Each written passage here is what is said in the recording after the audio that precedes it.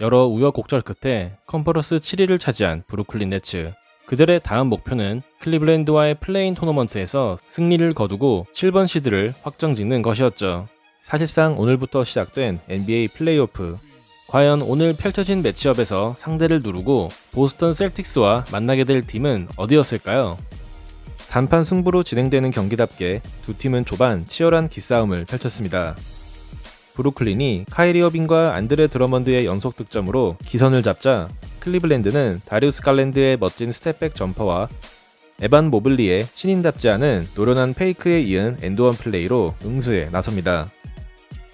하지만 경기가 진행되면서 흐름은 브루클린에게 넘어오기 시작하는데요. 클리블랜드는 듀란트의 미드레인지 점퍼를 막기 위해 지역 방어를 가동했지만 이것은 브루스 브라운의 코너 3점에 의해 손쉽게 공략당합니다.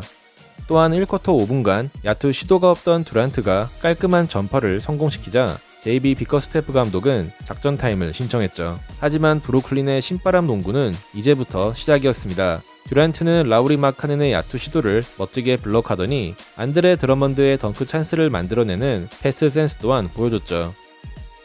클리블랜드가 팀의 중심을 잡아주던 제러 달렌의 공백을 느끼는 동안 브루클린은 카이리 어빙의 깔끔한 미드레인지 뱅크샷에 이어 듀란트와 어빙이 합작한 속공 플레이까지 보태며 9점 차로 달아납니다. 벌써부터 브루클린의 플레이오프 모드가 시작된 걸까요?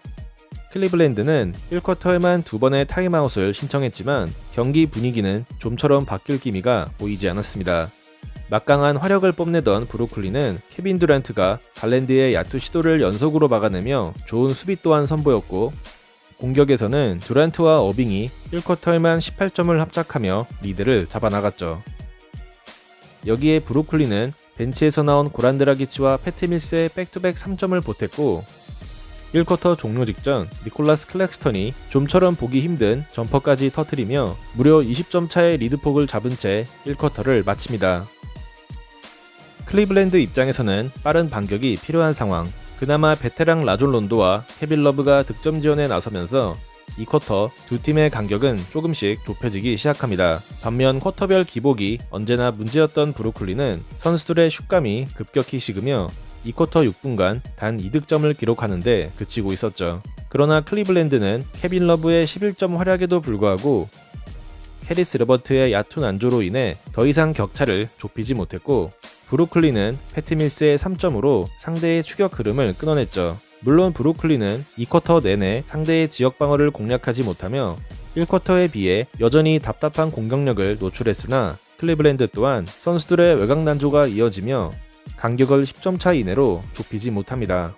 이 무렵 클리블랜드 입장에서 가장 아쉬웠던 점은 득점에서 힘을 내줘야 할 캐리스 레버트의 심각한 부진이었죠. 반면 한동안 공격이 안 풀리던 브루클린을 이끈 선수는 전반전 야투율 100%를 유지하던 카이리 어빙이었습니다. 어빙은 멋진 잽스텝에 이은 코너 3점 슛과 턴어라운드 페이드웨이 점퍼를 성공시키더니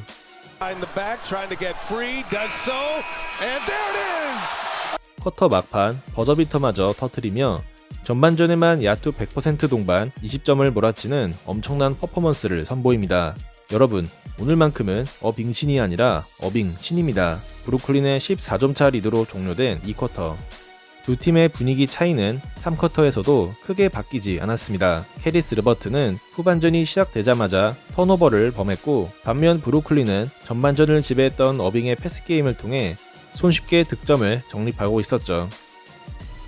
어빙과 드러먼드가 두 포제션 연속 득점을 합작하는 동안 클리블랜드는 선수들의 턴오버 및 외곽 난조가 이어지며 좀처럼 추격의 기세를 잡지 못합니다. 그러던 3쿼터 8분경 카이리 어빙은 3점 슛을 성공시키며 야투 100%의 기록을 계속해서 이어나갑니다.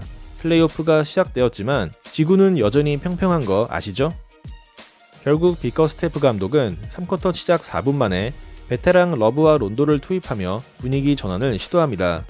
이후 다리우스 갈랜드의 커진 레이업과 에반 모블리의 득점을 통해 클리블랜드는 조금씩 따라붙었죠. 물론 이 와중에 어빙은 깔끔한 드라이빙 레이업을 올려놓으며 무결점의 야투 기록을 여전히 이어갑니다. 하지만 그의 폭발과 별개로 브루클린의 3쿼터 마무리는 매끄럽지 못했습니다. 브루클린은 쿼터 막판 선수들의 안일한 턴오버가 나오며 공격이 정체되었고, 이것을 놓치지 않은 클리블랜드는 갈랜드의 러닝 레이업과 케빈 러브의 3점 슛을 앞세워 순식간에 12점 차로 따라붙습니다. 결국 브루클린은 20점 차까지 벌어졌던 리드폭을 날렸고 3쿼터 막판 7대0 런에 성공하며 흐름을 가져온 클리블랜드는 역전에 희망을 가진 채 3쿼터를 마칩니다. 두 팀의 운명이 걸린 파이널 쿼터, 10점 이상의 간격을 유지하려는 브루클린과 격차를 좁혀야 하는 클리블랜드의 득점이 번갈아 나오던 4쿼터 10분경 어빙의 3점 시도가 림을 외면하며 그의 100% 야투 기록이 드디어 깨집니다.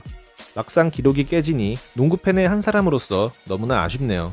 한편 클리블랜드의 4쿼터 추격전은 계속되었습니다.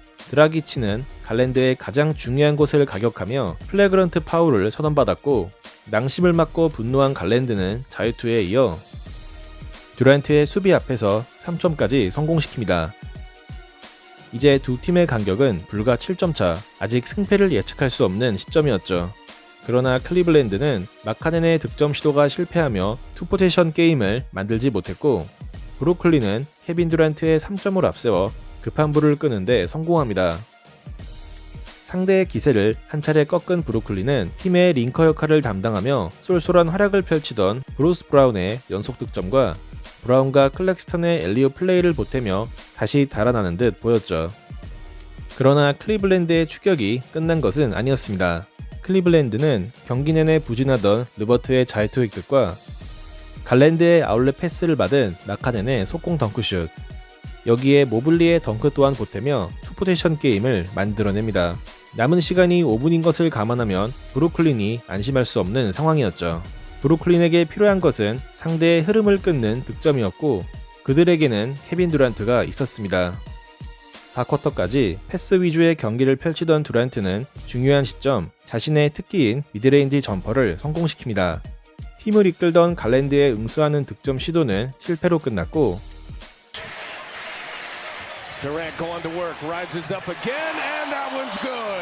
종료 3분 전 나온 듀란트의 백투백 미드레인지 점퍼는 코트 흐름을 브루클린 쪽으로 가져오게 하기 충분했습니다. 한편 기세가 크게 꺾인 클리블랜드는 론도의 드라이빙 레이업으로 최후의 반격을 시도하나 했지만 브루클린은 클리블랜드의 더블팀 수비를 브라운과 클렉스턴의 패스게임으로 격파하며 추격의 빌미를 주지 않습니다. 그러던 종료 1분 20초 전 모블리의 공격 시도가 림을 외면하며 오늘 경기의 승패는 사실상 결정됩니다.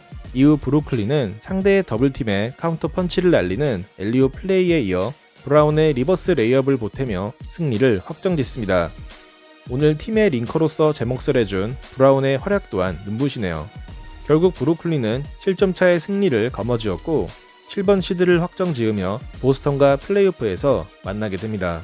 반면 클리블랜드는 8번 시드를 놓고 샬럿과 애틀란타전 승자와 벼랑끝 승부를 펼치게 되었죠. 오늘의 베스트는 카이리 어빙입니다. 그는 라마단 기간임에도 불구하고 절정의 야투 감각을 뽐내며 34득점 12어시를 기록, 팀 승리를 이끌었습니다. 오늘의 워스트는 시종일관 부진한 모습을 노출하며 자신의 역할을 전혀 하지 못한 캐리스 르버트입니다. 지난 시즌에 이어 2년 연속 플레이오프에서 만나게 된 브루클린과 보스턴, 카이리 어빙 더비가 성사된 것만으로도 매우 흥미롭네요.